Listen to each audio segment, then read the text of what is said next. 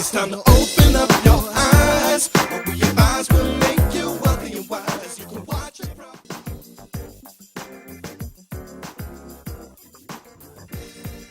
So, how did you manage your love of entertainment and working on something conservative like Wall Street? It was tough because before Wall Street, I worked at Polygram Records. I worked at ILS Distribution. I put out Jay-Z's first single in my lifetime. I put out Dougie Fresh. I put out Blase Blase. We had a lot of cool music we put out. From there, I moved to California to become a songwriter, producer. Worked with a lot of artists under Babyface's label and different artists, R&B artists. And after spending all that time with music, I hit a wall. And financially, I hit a wall. And I was going through a tough situation. And a friend of mine from college was working on Wall Street. And I was talking to him. He says, hey, if you need a job, I'll get you a job on Wall Street. I was like, I can't even afford gas to drive back across the country. So he gave me some money, drove back across the country. He let me crash on his couch up in Hoboken.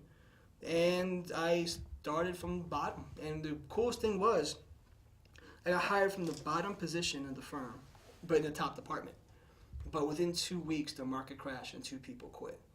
So I talked my way, my street side of me, talked my way into the top position in the top department of the firm within 2 weeks, and I got it. So within 2 weeks, from almost sleeping in my car, here I am now in risk management in the margin department, doing all this stuff that everyone needs licenses for. I didn't have one, and I was still selling people out.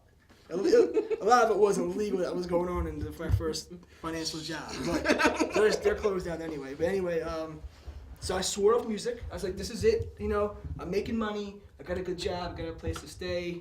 You know, I'm old enough now. I'm still young enough to start over. And everything I loved about hip hop and music, I still loved music. I just didn't want to be a part of the creation anymore. So I swore it off.